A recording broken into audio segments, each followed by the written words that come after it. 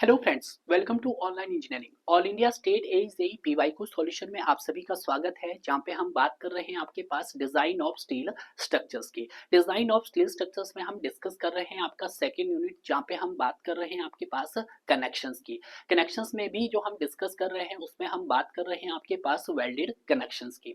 Welded connections के हमने already दो पार्ट्स डिस्कस कर लिए हैं। अगर आपने अब तक उन दोनों ही पार्ट को डिस्कस नहीं किया है तो पहले आप उन दोनों पार्ट्स को कवर कर सकते हैं। आज हम बात करेंगे आपके पास वेल्डेड कनेक्शन के लास्ट पार्ट की, यानी कि जितने भी रिमेनिंग क्वेश्चंस आपके रह गए थे उसको मैं इस पार्ट्स के अंदर कवर करने की कोशिश करूंगा। तो आइए बात करते हैं आज के इस सेशंस के अपने पहले क्वेश्चंस की। देखिएगा, जो ये आपका पास पहला क्वेश्चन है जो आपकी स्क्रीन पे आपको दिखाई दे रहा है, ये एसएससी जेई 2017 के आफ्टरनून शिफ्ट के अंदर पूछा गया था। और इस तरह का सवाल मैं ऑलरेडी आपको प्रीवियस पार्ट्स में कवर करवा चुका हूं, बट चेंज क्या था, वहां पे पूछा था आपके पास बट वेल्ड की स्ट्रेंथ, बट यहाँ पे क्या पूछा है आपके पास, फिलेट वेल्ड की स्ट्रेंथ पूछा है। अब जब फिलेट वेल्ड की स्ट्रेंथ आप फाइंड आउट करोगे तो इसके लिए भी आपको क्या करना पड़ेगा, इसके लिए आपको सिर्फ एक चीज करनी पड़ेगी, उसको डिवाइड करना पड़ेगा आपके पास अंडर रूट 3 से और उसकी पार्शियली सेफ्टी फैक्टर से। सिर्फ इतना चेंज है, बाकी आपका एजिटेड बट वेल्ड की तरह ही इसको भी डिजाइन किया जाता है। अगर हम बात करते हैं सबसे पहले फिलेट वेल्ड की, किसकी बात कर लेते हैं, फिलेट वेल्ड। तो फिलेट वेल्ड्स के बारे में आप सभी जानते हैं कि सर स्ट्रॉन्ग होता है आपका कंप्रेशन में, बट वीक होता है सर टेंशन में। बिल्कुल सही सर, ये क्या होता है सर आपके पास, सर स्ट्रॉन्ग होता है हमारे पास किसमें, कंप्रेशन में होता है। क्लियर है, सॉरी कंप्रेशन एंड टेंशन में ये स्ट्रॉन्ग होता है। बट अगर हम बात करते हैं वीक की, तो वीक किस में होता है सर आपके पास, ये शेयर में क्या होता है सर आपके पास, वीक होता है। अब जब शेयर में वीक होता है तो यहाँ पे किसके इसमें फेलियर जो रजिस्ट करेगा वो आपका फेलियर कौन सा आएगा, शेयर फेलियर करेगा। ठीक है, फेलियर कौन सा आएगा सर आपके पास, शेयर का आएगा। और अगर हम बात करते हैं, अगर हम फिलेट वेल्ड के डिजाइन की बात करते हैं, डिजाइन ऑफ फिलेट वेल्ड, तो ये भी इंपॉर्टेंट है कि अगर हम बात कर लेते हैं sir design of fillet weld, तो फिलेट वेल्ड किसके लिए डिजाइन किया जाता है सर आपके पास, फिलेट पूरा लिख देते हैं भाई, फिलेट वेल्ड वो हमारी टेंसाइल स्ट्रेंथ के लिए डिजाइन किया जाएगा। किसके लिए सर, टेंसाइल स्ट्रेंथ के लिए। क्लियर है, तो ये भी आपको थोड़ा सा यहाँ पर ध्यान रखना है कि सबसे पहले तो आपके पास ये चीज क्लियर होनी चाहिए सर, किसमें वो स्ट्रांग होता है, कंप्रेशन एंड टेंशन में स्ट्रांग होता है, वीक किसमें होता है, शेयर। जिसमें वीक होता है उसी के कॉरस्पॉन्डिंग फेलियर आता है, शेयर फेलियर। और डिजाइन किसके लिए किया जाता है सर आपका, टेंसाइल स्ट्रेंथ के लिए डिजाइन किया जाता है। अब जो मेरे पास फिलेट वेल्ड की जो स्ट्रेंथ होती है वो क्या होती है सर, पहला ऑप्शन बोला है about 80 to 95% of the main member होता है। बिल्कुल सही, क्योंकि जो हमारे पास फिलेट वेल्ड की जो स्ट्रेंथ होती है वो लेस देन होती है आपके पास किसके सर, मेन मेंबर से। कितनी लेस सर, 80 to 95%। तो अगर हम बात करते हैं इस क्वेश्चन की, तो इस क्वेश्चन का राइट आंसर मेरे पास क्या हो गया है सर, पहला ही ट्रू हो गया है। सेकंड देखते हैं, equal to that of member, नहीं सर वो आपका बट वेल्ड नहीं है। बट वर्ल्ड में हम कह सकते हैं कि जो बट वर्ल्ड की स्ट्रेंथ होती है वो आपके पास मेन मेंबर की स्ट्रेंथ के इक्वल भी हो सकती है और ग्रेटर भी हो सकती है, बट फिलेट वर्ल्ड में ऐसा नहीं है। तो ये स्टेटमेंट आपके पास क्या हो गई है, फॉल्स। नेक्स्ट देखते हैं, more than that of main member, नहीं फिलेट वर्ल्ड में ये पॉसिबल नहीं है, बट वर्ल्ड में पॉसिबल है, तो ये भी फॉल्स हो गया।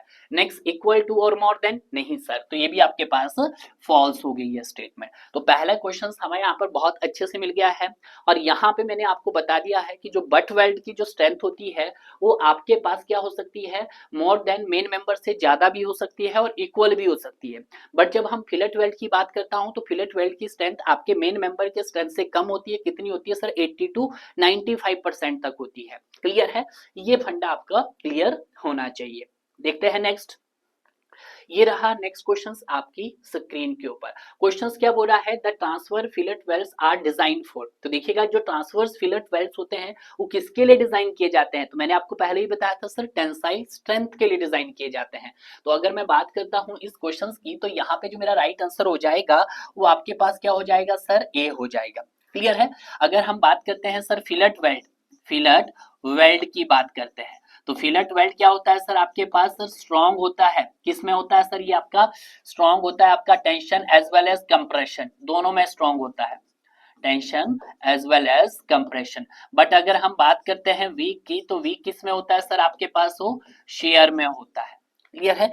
ये पॉइंट्स आपको सिर्फ मैं इसीलिए बार बार बता रहा हूं कि ताकि आप कोई भी गलती ना करो जब अपना क्वेश्चंस को सॉल्व कर रहे हैं डियर। क्लियर है।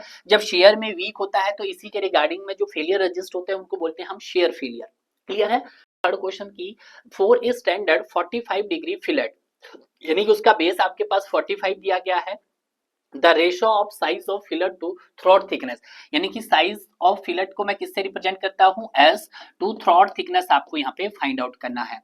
तो अगर हम बात करते हैं सर एज पर इसके मुताबिक, एज पर IAS 800 2007 के मुताबिक अगर हम बात की जाए यहाँ पर, तो आप सभी जानते हैं कि जो सर हमारे पास क्या होता है भाई,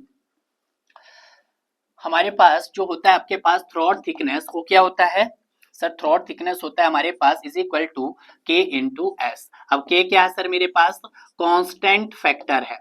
K क्या है, कांस्टेंट फैक्टर है। और अगर हम बात करते हैं ये कांस्टेंट फैक्टर किस पे डिपेंड करता है सर, ये डिपेंड करता है हमारे पास एंगल बिटवीन फ्यूजन फेज पे। किस पे sir, angle between fusion phase पे डिपेंड करता है। ठीक है, फ्यूजन फेज पे। क्लियर है, बिल्कुल से, जिसको हम थीटा बोलते हैं। तो यहां से अगर मैं यहां से रिलेशन बनाना चाहूं कि जो थ्रॉट थिकनेस होता है वो किस किस का फंक्शन होता है सर आपके पास, सर वो हमारे पास थीटा का होता है और एस का होता है। क्लियर है, ये आप जान चुके होंगे, बिल्कुल सही। तो यहां से अगर हम बात करते हैं कि जो आपका थीटा होगा वो आपका 60 टू 120 डिग्री के बीच में वेरी करता है। कहां तक, 60 से 120 डिग्री के बीच में। तो इसके लिए मैंने आपको एक टेबल बताया था, मैं फिर से बता दे रहा हूं, यहाँ पे थीटा की वैल्यू और यहाँ पे के की वैल्यू। थीटा अगर सर मेरे पास 60 से 90 डिग्री के बीच में हो तो क्या वैल्यू होगी, 91 से 100 डिग्री के बीच में हो तो क्या होगा, और सर अगर 101 डिग्री से लेकर 106 डिग्री के बीच में हो, और 107 डिग्री से लेकर 113 डिग्री के बीच में हो, और 114 डिग्री से लेकर आपके पास 120 डिग्री के बीच में हो, तो आपको के की वैल्यू यहाँ पर आइडेंटिफाई करनी है। तो यहाँ पे सर 0.7, यहाँ पे सर 0.65, 0.60, 0.55, ठीक है, और यहाँ पे सर 0.50।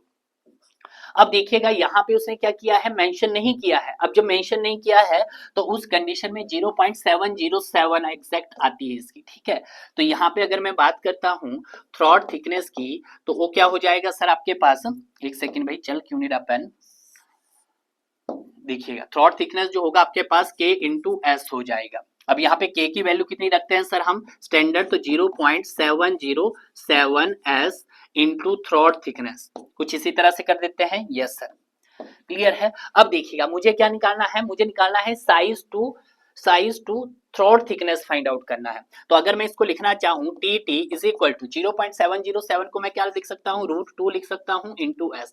तो मुझे निकालना है एस बाई टी टी, तो एस बाई टी टी क्या हो जाएगा मेरे पास, √2/1, यानी कि मैं लिख सकता हूं √2:1 होगा। तो यहां से मेरे पास क्या निकल के आ गया sir, ratio of size of fillet weld S to throat thickness का रेशो निकल के आ गया। तो यहां से जो मेरा राइट आंसर आ गया वो आपके पास कौन सा आया सर, सी इसका राइट आंसर आया। ये वैल्यूज आप याद रखना, स्टैंडर्ड है 0.707, यानी कि इसको मैं लिख सकता हूं किसके इक्वल होगा ये सर, √2 के इक्वल होगा। क्लियर है, क्लियर है, यस सर। नेक्स्ट देखते हैं, नेक्स्ट सवाल आपकी स्क्रीन पर, क्वेश्चन नंबर 4। क्वेश्चन नंबर 4 क्या बोल रहा है कि in a welding the temperature required for fusion is around.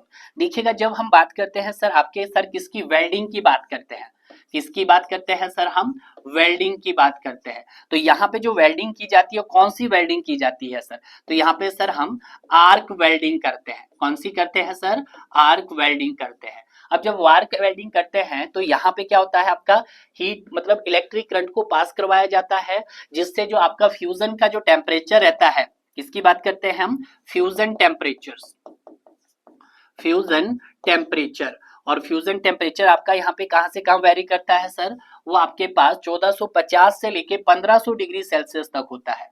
1450 से लेकर 1550 डिग्री सेल्सियस के बीच में होता है आपके पास। ठीक है, वैसे तो कई बुकों में ये 1500 भी लिखा है, तो आप यहाँ पे 1500 ही लिखे तो ज्यादा बेटर है, 1500 डिग्री सेल्सियस। ये चीज ध्यान रखिएगा, यहाँ पे बर्निंग टेम्परेचर नहीं दिया गया, यहाँ पे फ्यूजन का टेम्परेचर दिया गया है। ठीक है। तो डिग्री सेल्सियस। अगर मैं बात करता हूं आपके पास किसके सर, आर्क वेल्डिंग के हाई टेम्परेचर की, तो 5 से 6000 डिग्री सेल्सियस तक वो क्या करता है, रीच करता है डियर। तो यहां से आपको याद रखना कि सर वेल्डिंग में आप कौन सी वेल्डिंग यूज करते हैं, सर आर्क वेल्डिंग यूज करते हैं, आर्च नहीं भाई, आर्क। तो यहाँ पे लिख देते हैं आप आर्क वेल्डिंग। और यहाँ पे जो फ्यूजन टेम्परेचर मेंटेन रहना चाहिए वो आपके पास कितना रहना चाहिए, वो रहना चाहिए सर 1450 से 1500 डिग्री सेल्सियस। तो आपका जो राइट आंसर हो जाएगा वो आपका B is the right answer हो जाएगा। क्लियर है। नेक्स्ट देखते हैं question number fifth. Question number fifth क्या बोला है कि the throat depth of 45 degree fillet weld is 0.70 A where A is. देखिएगा आपको थ्रोट डेप्थ निकालना है। तो अगर मैं बात करता हूं थ्रोट डेप्थ बोले तो थ्रोट थिकनेस, तो क्या होता है आपके पास के इंटू एस होता है। क्लियर है। अब मैंने आपको बताया था कि के जो है किसका फंक्शन है सर आपके पास, सर वो हमारे पास थीटा का फंक्शन है। अगर थीटा सर मेरे पास क्या हो 60 से 90 डिग्री के बीच में हो, तो यहाँ पर के की वैल्यू कितनी आ जाएगी सर, 0.707 आ जाती है। तो इसको मैं लिख सकता हूं throat thickness is equal to 0.707 S लिख सकता हूं। बट उसने किससे रिप्रेजेंट किया है, but according to question, according to questions की अगर हम बात करते हैं तो क्वेश्चंस के मुताबिक जो हमारे पास थ्रोट थिकनेस ये बता रहा है वो 0.707 ए बता रहा है। तो यहाँ पे सिर्फ इसका स्टेटमेंट चेंज किया है इसने, बाकी नहीं। तो यहाँ पे अगर एस या ए की अगर हम बात करते हैं तो ये क्या बता रहा है आपके पास सर, ये हमें साइज ऑफ वेल्ड बता रहा है भैया। क्या बता रहा है, साइज ऑफ दी वेल्ड बता रहा है। तो आपके पास जो राइट आंसर हो जाएगा वो आपके पास साइज ऑफ फिलेट नहीं होगा, लेंथ ऑफ दी वेल्ड भी नहीं होगा, साइज ऑफ फिलेट भी नहीं होगा, प्लेन ऑफ दी थिकनेस, तो क्या होगा, साइज ऑफ दी वेल्ड होगा, यानी कि ए इज द राइट आंसर है। तो ये चीज आपको यहाँ पे थोड़ा सा ध्यान रखनी है। Next question number 6। Question number 6 क्या बोला है, the type of welding use to connect two plates at a lap joint. दो प्लेट्स को आपस में क्या करना है हमने, लैपिंग करके। देखिएगा तो यहाँ पे भी आपको देखना है कि जब हम दो प्लेट्स को आपस में लैप करते हैं, एक के ऊपर दूसरा लैप, और फिर हम यहाँ पे क्या करते हैं सर, यहाँ पे हम वेल्डिंग करते हैं। ये मैंने वेल्डिंग कर दी है, क्या कर दी है सर आपने यहाँ पर, वेल्डिंग। तो इसको क्या बोलेंगे सर, तो इसको बोलेंगे सर हम आपका लैप वेल्डिंग। क्या बोलेंगे सर इसको, इसको फिलेट वेल्डिंग भी बोल सकते हैं और लैप वेल्डिंग भी बोल सकते हैं, कुछ इस तरह से। तो इस तरह के हम वेल्डिंग को बोलेंगे आपके पास, या तो सर हम इसको लैप वेल्डिंग बोलेंगे, ठीक है, या सर फिर इसको हम क्या बोलेंगे, या सर उसको फिलेट वेल्ड बोलेंगे। कौन सी वेल्डिंग सर, फिलेट वेल्डिंग बोलेंगे। तो आपके पास जो राइट आंसर हो जाएगा वो आपके पास कौन सा हो जाएगा सर, आपके पास डी इसका राइट आंसर हो जाएगा। अब देखिएगा जब हम दो तरफ से मतलब दोनों तरफ से वेल्ड करते हैं दो प्लेट को एंड टू एंड, तो उस कंडीशन में हम बट वेल्ड करते हैं, ठीक है, क्या करते हैं, butt weld. Next question number 7। Question number 7 क्या बोला है, the effective length of fillet weld of length L is. आपको निकालना है इफेक्टिव लेंथ, ठीक है। तो सबसे पहले मुझे पता होना चाहिए आपके पास एक्चुअल लेंथ के बारे में। एक्चुअल लेंथ को हम और क्या नाम से जान सकते हैं डियर, यहाँ पे ओवरऑल लेंथ, इसको क्या बोला जाता है, ओवरऑल लेंथ भी बोला जाता है। तो ये किसके इक्वल होती है आपके पास, ये होती है sir effective length. Effective length को लिख दीजिएगा, पूरा लिखिएगा भी आप, effective length, effective length plus 2 times the size of weld होगा है। तो अगर मैं बात करता हूं आपके एक्चुअल लेंथ या ओवरऑल लेंथ, तो उसको मैं ए एल लिख रहा हूं is equal to effective length को ई एल लिख रहा हूं plus 2 time the size of weld. आपको इफेक्टिव लेंथ फाइंड आउट करना है, तो ये हो जाएगा एक्चुअल लेंथ या overall length minus 2 times the size of weld. तो ये आपके पास दोनों रिलेशन है जो आपको पहले से ही क्या होना चाहिए, पता होने चाहिए। तो इफेक्टिव लेंथ बताना है, तो इफेक्टिव लेंथ क्या है, एक्चुअल लेंथ। एक्चुअल लेंथ को उसने एल से रिप्रेजेंट किया है, तो एल माइनस 2s, तो एल माइनस 2s बोले तो सी आपके पास राइट ऑप्शन हो गया है।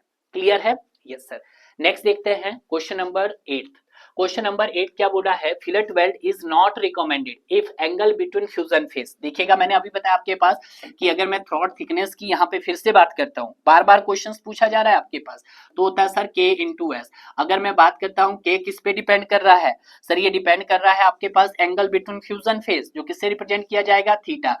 और जो थीटा लाइज होगा यहाँ पर वो आपके पास should not be less than 60 degree से छोटा नहीं होना चाहिए और should not be more than 120 degree से बड़ा नहीं होना चाहिए। तो अगर मैं बात करता हूँ थीटा की, तो ये 60 टू 120 डिग्री के बीच में क्या करना चाहिए, वेरी करना चाहिए। क्लियर है। तो पहला बोला है लेस देन 45 डिग्री, नहीं sir. Greater than 120, greater than 120 नहीं होना चाहिए sir, not recommended if angle between fusion face is greater than 120 degree, तो यस ये भी सही है इसका बोला। और दूसरा बोला लेस देन, ये भी सही है। तो अगर हम बात करते हैं बी और सी, तो हम किसके साथ जाएंगे सर, आपका ऑप्शन सी के साथ जाएंगे। Less than 45 degree, greater than 145 नहीं, ये तो होगा ही नहीं भाई आपके पास। क्लियर है। 60 और 120 के बीच में वेरी करता है, 60 से कम नहीं होना चाहिए और 120 से ज्यादा नहीं होना चाहिए। क्लियर है। Next question number 9। Question number 9 क्या बोला है कि welded joint as compared riveted joint has. देखिएगा यहाँ पे आपको कंपैरिजन पूछा गया है। अगर हम बात करते हैं सबसे पहले आपके पास वेल्डेड जॉइंट, वेल्डेड जॉइंट्स में no noise pollution, no noise, कोई किसी भी तरह का नॉइज पॉल्यूशन नहीं होता है यहाँ पर। बट जब हम बात करते हैं सर आपके रिवेटेड जॉइंट की, यानी कि जब आप किल को अपनी हथौड़ी से उसको दूसरी प्लेट में इंसर्ट करोगे, तो क्या करेगा, आपके पास नॉइज पॉल्यूशन को क्रिएट करेगा। तो यहाँ पे क्या होगा आपके पास, नॉइज पॉल्यूशन। ठीक है, बिल्कुल सही। अगर वेल्डेड जॉइंट्स के लिए एक और इंपॉर्टेंस क्या रखना आपने याद, कि सर जब हम वेल्डेड जॉइंट्स की बात करते हैं तो plate is not affected to hole, किसी भी प्रकार का होल नहीं होता, नो होल इज रिक्वायर्ड, यहाँ पे किसी भी तरह का होल नहीं होता, नो होल रिक्वायर्ड। बट जब हम बात करते हैं सर आपके रिवेटेड और बोल्ट की, तो वहां पे क्या हो जाता है सर, आपको ड्रिल करना पड़ता है, ड्रिल ए होल, क्या करना पड़ता है, ड्रिल ए होल करना पड़ता है। क्लियर है, बिल्कुल सही। तो अगर हम बात करते हैं इसके थर्ड की, तो अगर मैं स्ट्रेंथ देखना चाहूं, स्ट्रेंथ देखना चाहूं, तो स्ट्रेंथ इसकी क्या होती है, वेल्डेड जॉइंट की ज्यादा होती है। जबकि हम बात करते हैं रिवेटेड की, तो इसकी स्ट्रेंथ क्या होती है स्टूडेंट, आपके पास लो होती है। ठीक है। तो यहीं पे पूछा है कि welded joint as compare to riveted joint has, क्या होता है आपके पास, सेम स्ट्रेंथ होता है या आपके पास लेस स्ट्रेंथ होता है, मोर स्ट्रेंथ होता है। तो वेल्डेड जॉइंट की strength as compare riveted strength क्या होती है, ज्यादा होती है। ठीक है, ज्यादा होती है वेल्डेड की स्ट्रेंथ। क्लियर है, तो ये आपको याद रखते हैं। नेक्स्ट देखना है आपके पास, next question, next question number 10। Question number 10 क्या बोला है, effective throat thickness T, the size of weld is S. देखिएगा इसने थ्रॉट थिकनेस को किससे रिप्रेजेंट किया है, effective throat thickness, effective throat thickness. वैसे हम टीटी लिखते हैं बट इसने टी से रिप्रेजेंट किया है। और दूसरा अगर हम बात करते हैं साइज ऑफ वेल्ड, तो साइज ऑफ वेल्ड को इसने किससे रिप्रेजेंट किया है, एस से। तो यहाँ पे हम थ्रॉट थिकनेस निकाल सकते हैं सर, के इंटू एस होगा आपके पास। तो आपके पास रिलेशन बन जाएगा T into T is equal to K into S बन जाएगा। बार बार क्वेश्चन रिपीट हो रहा है आपके पास। ठीक है। Next question number 11। Question number 11 क्या बोला है, the design capacity of welded reduced when the length of welded joint is greater than dash time of weld thickness। ये भी डायरेक्ट कोरिलेशन है। तो अगर आपके पास क्या हो जाए कि डिजाइन कैपेसिटी ऑफ वेल्ड को कम कर दिया जाए, कब, जब length of welded joint is greater than 150 times, क्या होगा, जब 150 times of the weld thickness होगा, तो उस कंडीशंस में क्या कर सकते हैं आप, डिजाइन कैपेसिटी ऑफ वेल्ड को कम कर सकते हैं। क्लियर है। तो इसका आंसर हो गया सर हमारे पास सी इज द राइट आंसर हो गया है। क्लियर है। नेक्स्ट देखते हैं question number next, question number 12। The size of deep penetration fillet weld is specified minimum leg length. आपको क्या बताना है, साइज ऑफ फिलेट वेल्ड। अगर हम बात करते हैं size of normal fillet weld की, नॉर्मल फिलेट वेल्ड, ये मैं बता चुका हूं क्या होता है सर, किसके इक्वल होता है sir, minimum size of weld के होता है।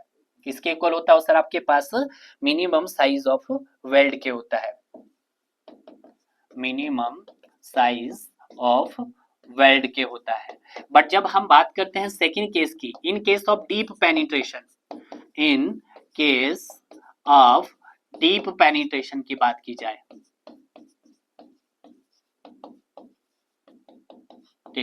तो जो आपका साइज ऑफ फिलेट वेल्ड होगा, साइज ऑफ वेल्ड आप बोल सकते हैं, वो क्या हो जाएगा आपके पास, जो साइज ऑफ वेल्ड, जो साइज ऑफ वेल्ड हो जाएगा minimum leg size, minimum leg size, minimum leg size plus 2.4 mm हो जाएगा। ठीक है, तो ये आपको याद रखना है, क्योंकि इसलिए बता रहा हूं क्योंकि आप गलती ना करें। तो पहला केस कि size of normal fillet weld क्या होगा, वो मिनिमम साइज ऑफ वेल्ड के हो जाएगा। और इन केस ऑफ डीप पेनिट्रेशन की बात करते हैं तो साइज ऑफ वेल्ड क्या होगा, minimum leg size plus 2.4 mm, यानी कि कितने का पेनिट्रेशन देना आपको, 2.4 mm का एडिशनल देना है। ठीक है, तो अगर हम बात करते हैं यहाँ पे तो इसका आंसर क्या हो गया sir, B is the right answer हो गया है। क्लियर है। नेक्स्ट देखते हैं क्वेश्चन नंबर 13। क्वेश्चन नंबर 13 क्या बोल रहा है कि in the process of welding steel which has the ductile character, कि जब हम क्या करते हैं वेल्डिंग स्टील के प्रोसेस को फॉलो करते हैं उस समय कब, जब आपका डक्टाइल करेक्टर क्या हो जाता है, वो पार्शियली रिटेन हो जाता है उसकी डक्टिलिटी को, तो दिस जॉइंट इज प्रोवाइडेड। तो ऐसा कब होता है, देखिएगा पहली कंडीशन कि जब आपका करेक्टर कैसा बनता है, डक्टाइल, और पूरा का पूरा रिटेन कर जाए आपका डक्टिलिटी को। तो ऐसा कब होगा, जब आपका प्रोसेस क्या होगा सर, स्लो होगा, यानी कि कूलिंग इज स्लो। देखिएगा जब आपका कूलिंग इज रैपिड होगा तो उस समय आपका क्वेंचिंग प्रोसेस होगा। ठीक है, तो यहाँ पे देखिएगा तो उस कंडीशंस में क्या होगा सर, आपका क्वेंचिंग प्रोसेस होगा। ठीक है, और क्वेंचिंग प्रोसेस में आपकी डक्टिलिटी क्या होगी, आपकी रिटेन नहीं हो पाती है। क्वेंचिंग प्रोसेस में no ductility, no ductility retain. ठीक है, क्वेंचिंग प्रोसेस का मतलब क्या होता है आपके पास, रैपिड वर्जन, रैपिड कूलिंग। ठीक है, बिल्कुल सही। बट जब हम बात करते हैं सर आपका कूलिंग इज स्लो, जब कूलिंग और स्लो की बात की जाए तो इस कंडीशंस में क्या रहता है सर हमारे पास, इस कंडीशन में सर डक्टिलिटी आपकी रिटेन हो जाती है। डक्टिलिटी क्या हो जाती है सर आपके पास, रिटेन हो जाती है। तो यही सवाल में पूछा गया था, की पॉइंट्स आपको याद रखना। क्वेंचिंग प्रोसेस का मतलब होता है कूलिंग इज रैपिड, ठीक है, जिसमें डक्टिलिटी रिटेन नहीं हो पाती है, और ठीक है, और इसी प्रोसेस को हम रैपिड कूलिंग भी बोल सकते हैं। बट जब हम कूलिंग स्लो होता है तो रैपिड कूलिंग, जब क्या होता है आपके पास कूलिंग स्लो होता है तो डक्टिलिटी आपकी क्या हो जाती है, रिटेन हो जाती है। क्लियर है, तो ये बात आपको ध्यान रखना है। नेक्स्ट देखते हैं क्वेश्चन नंबर 14। क्वेश्चन नंबर 14 क्या बोल रहा है, the length of weld is given by 120 और 200। देखिएगा जो अगर मैं बात करता हूं इसकी, कि आपके पास लेंथ दे दी है वेल्ड की, एक 120 दे दिया गया है और आपके पास 200 दे दिया गया है। तो अगर मैं बात करता हूं फर्स्ट ऑर्डर की 120, तो ये क्या इंडिकेट कर रहा है, 120 mm वेल्ड साइज को कर रहा है। तो 120 mm क्या आपके पास वेल्डेड है, वेल्ड है। और अगर मैं बात करता हूं इस 200 की, तो इस 200 का मतलब क्या है, इसका मतलब है 200 mm अनवेल्ड, अनवेल्ड है। क्लियर है, तो यहां से आपकी दोनों ही कंडीशंस आपको पता चली। 120 का मतलब हुआ 120 mm वेल्ड हो जाएगा, 200 का मतलब हुआ 200 mm अनवेल्ड, तो 200 mm अनवेल्ड। ठीक है, तो वेल्डेड लेंथ 120 mm की रही, जबकि अनवेल्डेड लेंथ आपके पास 200 mm की रही। क्लियर है, यस सर। नेक्स्ट देखते हैं क्वेश्चन नंबर 15। क्वेश्चन नंबर 15 क्या बोल रहा है, the most suitable type of weld joints for two elements meeting at 90 degree. देखिएगा कि जब दो एंगल्स को, दो एलिमेंट्स को हम क्या करते हैं 90 डिग्री पे उनको मिलाते हैं, तो उस कंडीशंस में हम क्या करते हैं, उसको हम वेल्ड करते हैं। उस वेल्ड को क्या नाम दिया जाता है सर, तो सर उस वेल्ड को नाम दिया जाता है आपका सर फिलेट वेल्ड नाम दिया जाता है। फिलेट वेल्ड को हम एज ए लैप वेल्ड भी आप बोल सकते हैं। ठीक है, ये बात आप ध्यान रखना है। तो यहाँ पे जो मेरा राइट आंसर हो जाएगा वो आपके पास क्या हो जाएगा, आपका डी इसका राइट आंसर हो जाएगा। क्लियर है, बिल्कुल सही। नेक्स्ट देखते हैं क्वेश्चन नंबर 16। क्वेश्चन नंबर 16 क्या बोल रहा है आपके पास, the penetration distance between corner and hypotenuse of the welded cross section in the fillet weld is known as. तो उसको क्या बोलते हैं हम, तो सर परपेंडिकुलर हुआ तो उसको हम थ्रॉट थिकनेस बोलते हैं। जैसे आप दिखा सकते हैं कि एक एलिमेंट्स आपके पास सर ये है और दूसरा एलिमेंट सर हमारे पास ये है, और इसको क्या कर देते हैं सर हम, आपका वेल्डेड कर दिया है, ये मैंने वेल्डेड। वेल्डेड को किससे रिप्रेजेंट किया जाता है, वेल्डेड का साइन है आपके पास रेक्टेंगुलर। ठीक है, तो ये मैंने आपको बताया था, ये सर आपके पास टो हो गया, ये सर मेरे पास हील हो गया, और ये सर आपके पास रूट हो गया। और अगर हम बात करते हैं कि जो इसके अलोंग द ये होगा डिस्टेंस, तो इसको क्या बोलेंगे सर, हम इसको थ्रॉट थिकनेस बोलेंगे, और इसको क्या बोलेंगे, इसको बोलेंगे आपका फेस।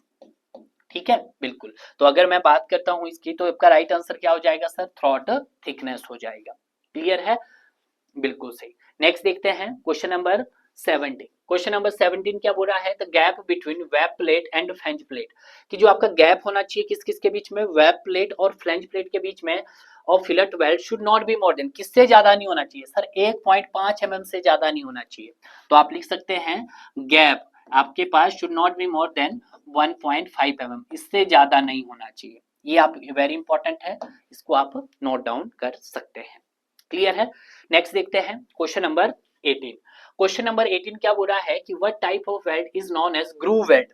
देखिएगा, मैंने आपको दो वेल्ड की बात बताई, एक फिलेट वेल्ड, एक प्लेट के ऊपर दूसरे प्लेट को ओवरलैप करके जो हम वेल्ड करेंगे उसको हम फिलेट वेल्ड बोलेंगे। बट वेल्ड में दो को हम एंड टू एंड कनेक्ट करेंगे। अगर बात की जाए आपके पास बट वेल्ड की, तो बट वेल्ड को हम एज ए ग्रूव वेल्ड भी बोलते हैं। तो butt weld is also known as groove weld. तो ये हो गया आपके पास, butt weld is also known as groove weld. Clear है, यस सर। नेक्स्ट देखते हैं क्वेश्चन नंबर 19। क्वेश्चन नंबर 19 क्या बोल रहा है कि for the inspection of welded joints the method which iron filling are spread out, कि नीचे दिए गए चार मेथड में से ऐसा कौन सा मेथड है जिसमें हम आयरन फिलिंग को स्प्रेड आउट करते हैं over the welded and it is then subjected to electric current. तो ऐसा कहां किया जाता है, तो ऐसा किया जाता है सर आपके पास मैग्नेटिक पार्टिकल्स मेथड्स में। तो इसका अगर मैं आपको की पॉइंट्स बताऊं तो इसमें क्या किया जाता है सर, आपके आयरन फिलिंग को स्प्रेड आउट किया जाता है। आयरन फिलिंग को क्या किया जाता है, आर स्प्रेड, पहला पॉइंट। बट जब हम बात करते हैं सेकंड की, डाई पेनिट्रेशन मेथड, अब डाई से आपको डेप्थ याद रखना है, तो ये क्या करता है, depth of crack can be estimated. इस मेथड से आप क्या कर सकते हैं, depth of cracks can be estimated किए जाते हैं, पूछा जा सकता है। बट अगर हम बात करते हैं आपके नेक्स्ट ऑप्शन की, यानी कि रेडियोग्राफी मेथड्स में हम क्या करते हैं, आप एक्सरेज और आप गामा रेज का क्या करते हैं, आप यूज्ड करते हैं डियर। क्लियर है। लास्ट बोलते हैं अल्ट्रासोनिक मेथड में क्या करते हैं हम, अल्ट्रासोनिक वेव्स आर सेंड करते हैं। यहाँ पे क्या करते हैं हम सर, अल्ट्रासोनिक वेव को क्या करते हैं हम, सेंड करते हैं डियर। क्लियर है। तो ये सारे की फैक्टर है आपको जो याद रखने हैं कि मैग्नेटिक पार्टिकल्स मेथड्स में क्या करते हैं हम, आयरन फिलिंग को स्प्रेड आउट करते हैं। तो आप पहला याद रखिएगा, आयरन फिलिंग को स्प्रेड आउट करना। डाई पेनिट्रेशन मेथड्स में हम डेप्थ ऑफ क्रैक्स का एस्टिमेशन करते हैं। और अगर रेडियोग्राफी मेथड्स की बात करते हैं तो यहाँ पे हम एक्सरे और गामा रेज का यूज करते हैं। और जबकि अल्ट्रासोनिक मेथड में हम अल्ट्रासोनिक वेव को सेंड करते हैं डियर। क्लियर है, तो ये आपको क्लियर हो गया होगा। नेक्स्ट देखते हैं question number 21। Which of the following is a fillet weld. Fillet weld की अगर हम बात करते हैं तो फिलेट वेल्ड आपके पास मेनली तीन टाइप्स के हो सकते हैं। पहले आपके पास आता है मीटर हो सकता है। दूसरा अगर हम बात करते हैं सर आपके पास मीटर कैसे होता है, जैसे आपके पास यहाँ पर दो प्लेट्स को कनेक्ट करना है, एक प्लेट ये हो गया है और दूसरी प्लेट ये हो गया है, ठीक है। तो यहाँ पे हम मीटर्स यूज करेंगे। तो यहाँ पे इसका ये हो गया आपके पास, स्ट्रेट होगा यहाँ पर पोर्शन, तो इसको क्या बोलते हैं हम, मीटर बोलते हैं। क्लियर है। अगर हम बात करते हैं कन्वेक्स की, दूसरा आता है सर आपका कन्वेक्स। तो कन्वेक्स कैसा देखने को मिलता है आपके पास, एक प्लेट आपके पास कुछ इस तरह से दिखाई देती है, दूसरी प्लेट इस तरह से इसको कनेक्ट करना है, तो यहाँ पे कुछ, तो ये भी आप यहाँ पे बता सकते। कनकेव देखते हैं हम यहाँ पर, तो कनकेव में भी देखिएगा, एक प्लेट आपके पास ये रहती है, दूसरी प्लेट सर आपके पास ये रहती है, और यहाँ पे ये हो जाएगा आपके पास कनकेव, उल्टा यू की तरह, ठीक है। तो इसको भी आप यहाँ पे मेंशन कर सकते हैं, ये हो गया सर आपका कनकेव।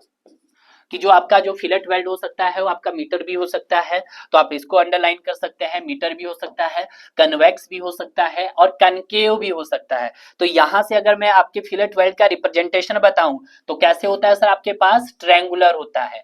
और अगर हम बात करते हैं उसकी शेप कैसे कैसे हो सकती है सर, उसकी शेप मीटर हो सकती है। तो मीटर्स के लिए यहाँ पे क्या लगाइएगा आप, ये वाला लगा दीजिएगा, मीटर हो सकती है, मैंने अभी बताया। उसके बाद सर कन्वेक्स हो सकती है, तो ये सर कन्वेक्स हो सकती है। उसके बाद सर कनकेव हो सकती है, ये कनकेव हो सकती है। तो ये मैंने आपको बताई थी, ये कन्वेक्स हो गया है, ये आपके पास सर कनकेव हो गया है, और ये सर मेरे पास मीटर हो गया है।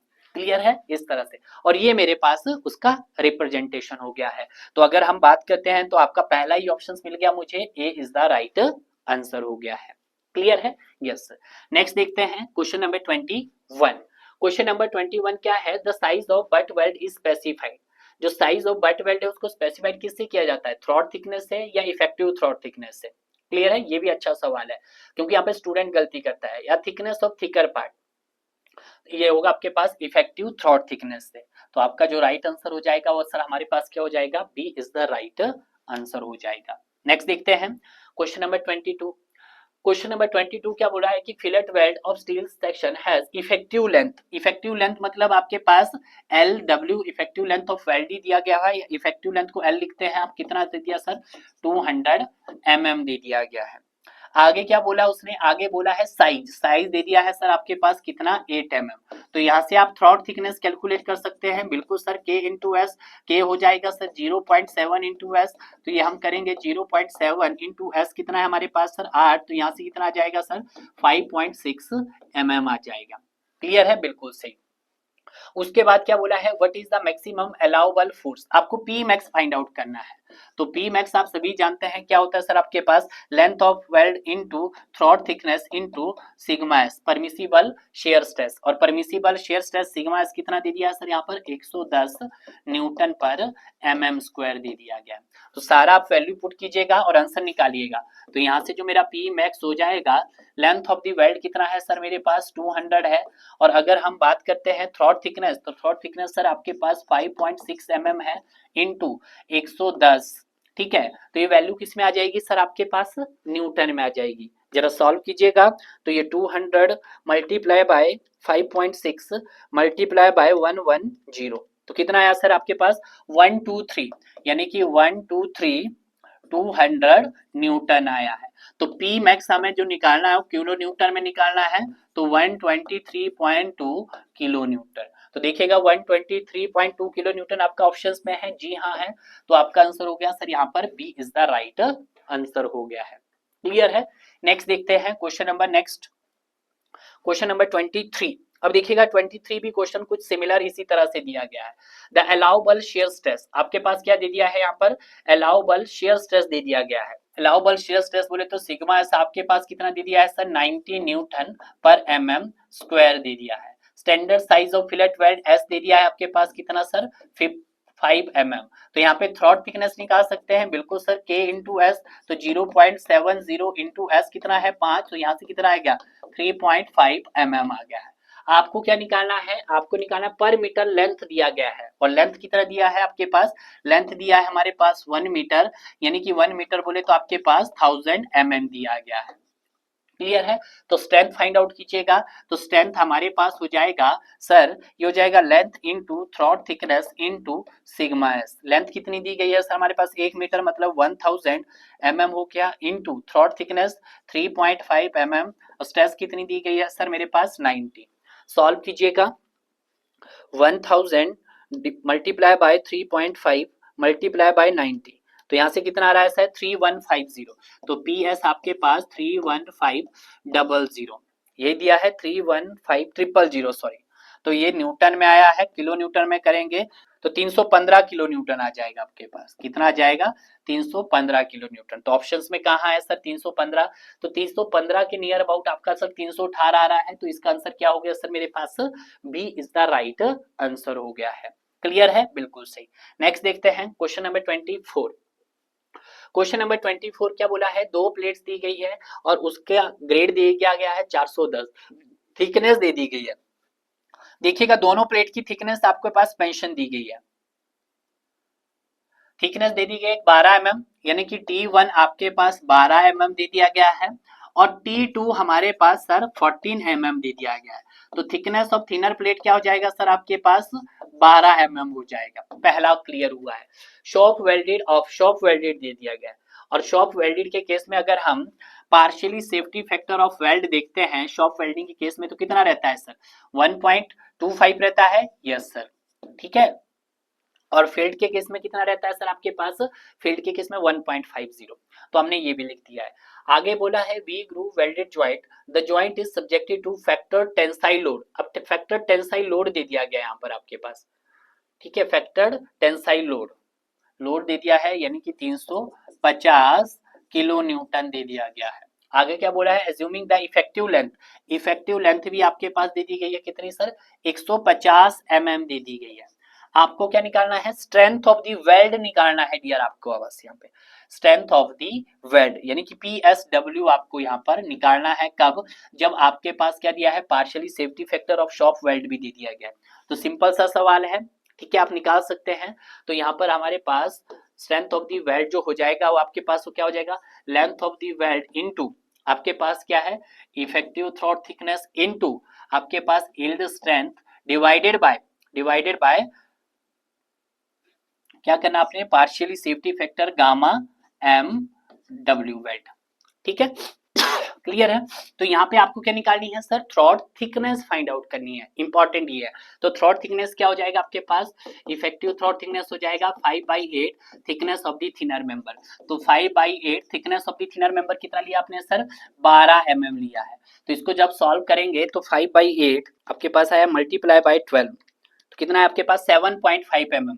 तो 7.5 mm आ गया है। अब कैलकुलेट कीजिएगा वेल्ड की स्ट्रेंथ। तो LW कितना है, लेंथ ऑफ द वेल्ड हमारे पास दिया है 150 mm दिया गया है और T कितना है सर 7.5 mm दे दिया गया है। यील्ड स्ट्रेंथ, अगर हम यील्ड स्ट्रेंथ की बात करते हैं वेल्ड की तो कितनी हो जाएगी सर 250 मेगा पास्कल लेंगे। तो यहाँ पे हम 250 न्यूटन पर mm²।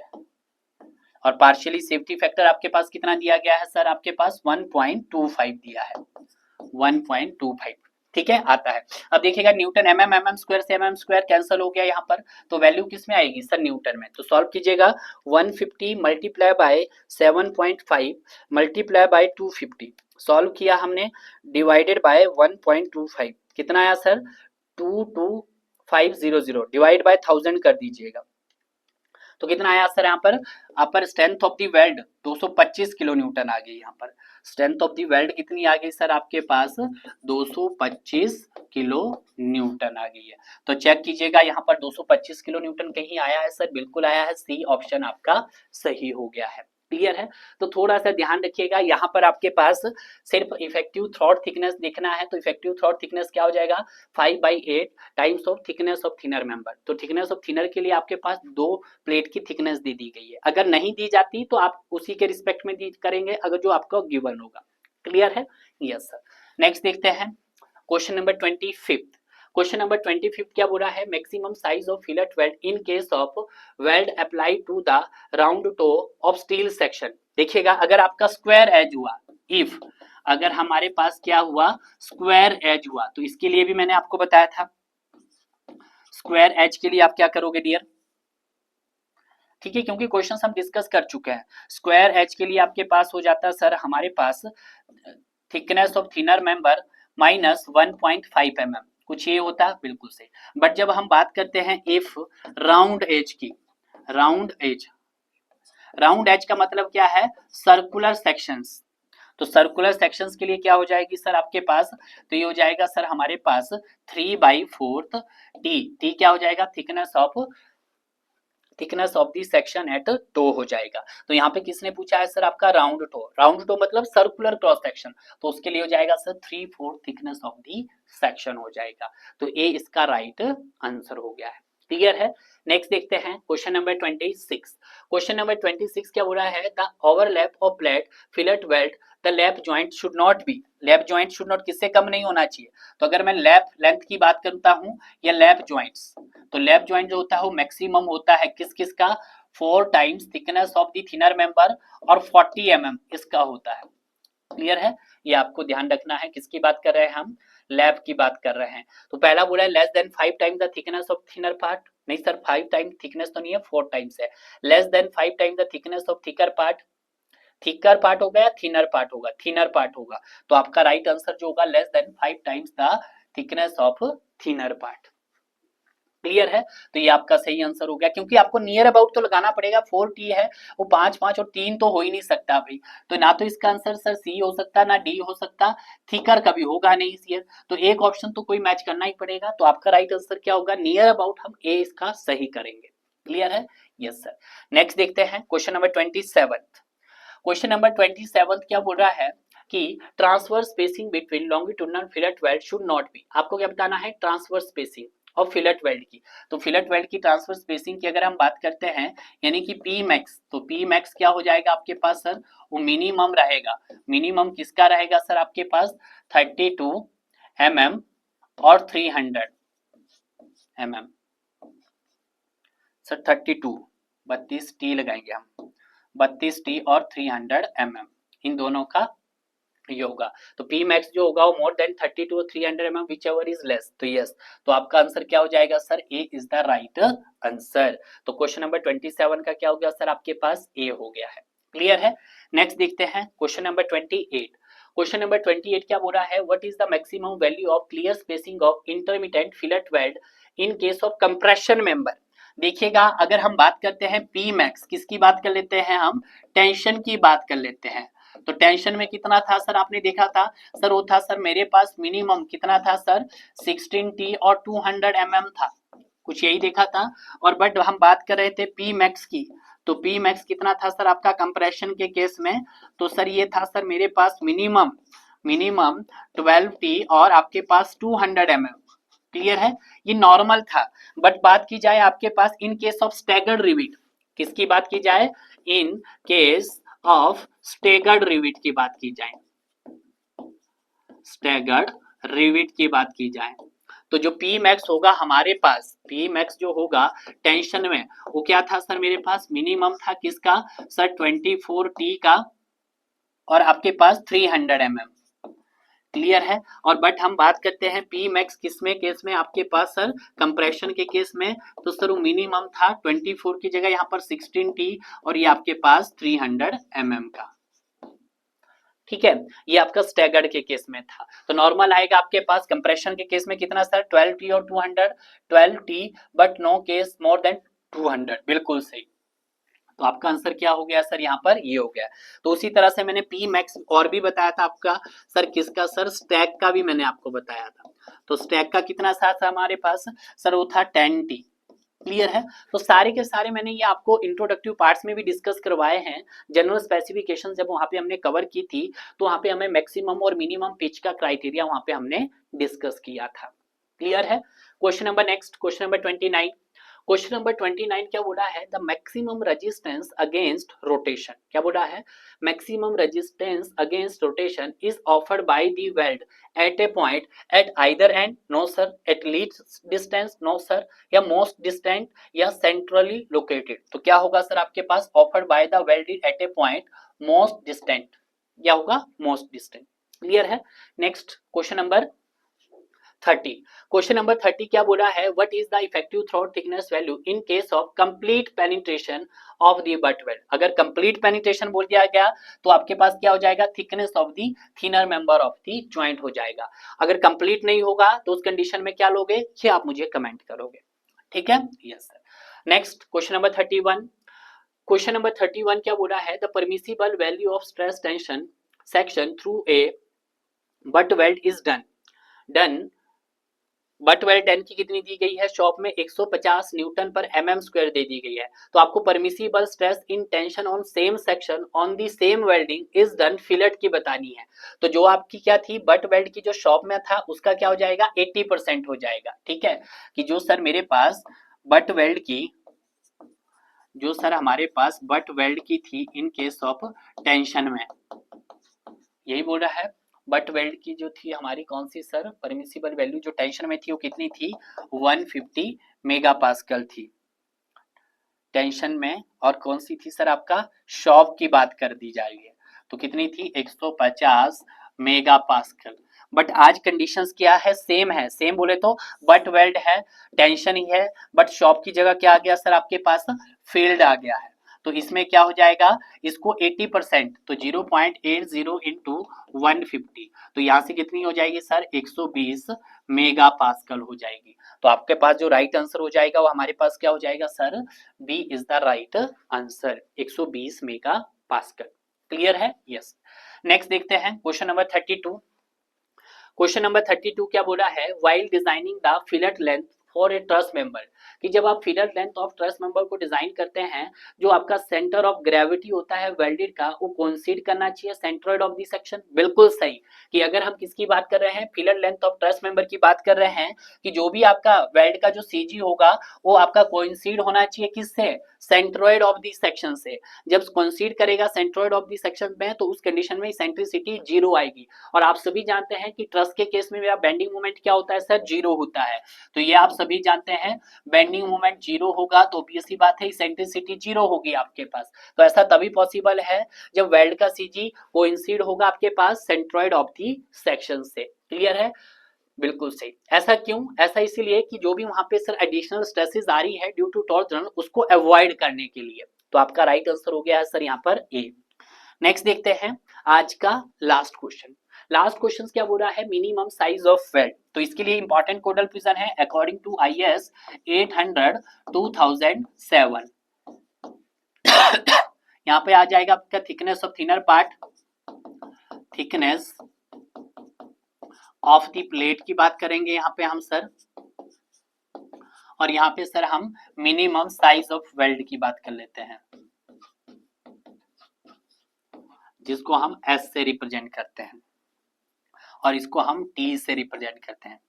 तो देखिएगा, अगर हमारे पास क्या है, thickness less than equal to 10 है, और 10 से लेकर 10 से नहीं होगा सर, 11 से लेकर 20 तक है, 21 से लेकर 32 तक है, और 32 से लेकर 50 mm तक है, mm। ठीक है, जो थिकनेस होगी वो आपकी किस में होगी सर, mm में होगी भी। और साइज ऑफ वेल्ड भी किस में आएगा सर आपके पास, वो भी सर आपका mm में आएगा। क्लियर है, तो कितनी देंगे सर हम, तो हम देंगे सर +3 mm। और अगर हम बात करेंगे 11 से 20 की तो आएगा 5 mm, और अगर 21 से 32 तो 6 mm। ठीक है, और अगर सर 32 से 50 तो फर्स्ट रन में आपको कितना देना है, 8 mm देना है, एंड मैक्सिमम कितना देना है, मैक्सिमम आपको 10 mm देना है। क्लियर है, तो ये आपको थोड़ा सा ये टेबुलर फॉर्म है जो आपको याद होना चाहिए। क्लियर है, क्योंकि इससे सवाल पूछे जा रहे हैं, और तभी आपको ये मैं बार बार बता रहा हूं, क्योंकि आप मोस्टली स्टूडेंट क्या करते हैं, गलतियां कर लेते हैं। तो यहां से भी आपके लिए एक नोट्स है कि जो maximum sorry minimum size of weld जो होगा, नोट पॉइंट लिखिएगा, नोट पॉइंट, कि जो मिनिमम साइज ऑफ वेल्ड जो होगा एस मिनिमम, वो should not be less then, वो 3 mm, इससे छोटा नहीं होना चाहिए। क्लियर है, तो यहाँ से आपके पास ये नोट पॉइंट्स आप भर दीजिएगा। तो आपका आंसर क्या बोला है सर, 3 mm से कम नहीं होना चाहिए, मिनिमम साइज आपका 3 तो होना ही चाहिए। तो इस तरह से जो भी हमारा वेल्डेड कनेक्शन से रिलेटेड तीनों पार्ट्स थे, उन सभी तीनों पार्ट्स को हमने बहुत अच्छे से डिस्कस कर लिया है डियर। और आपने भी अब तक introductive part, riveted connection, bolted connection और वेल्डेड कनेक्शन, तीनों को आप बहुत अच्छे से कवर कीजिएगा, और साथ साथ में आप शॉर्ट नोट्स भी बनाते रहिएगा डियर। तो मिलते हैं अब आपको नए यूनिट्स में, जहाँ पे हम डिस्कस करेंगे आपका टेंशन मेंबर। तो जब तक मैं आपका टेंशन मेंबर लेकर आता हूँ, तब तक आप प्रीवियस पार्ट को बहुत अच्छे से कवर कीजिएगा, और इसी तरह से डियर पढ़ते रहिएगा और आगे बढ़ते रहिएगा।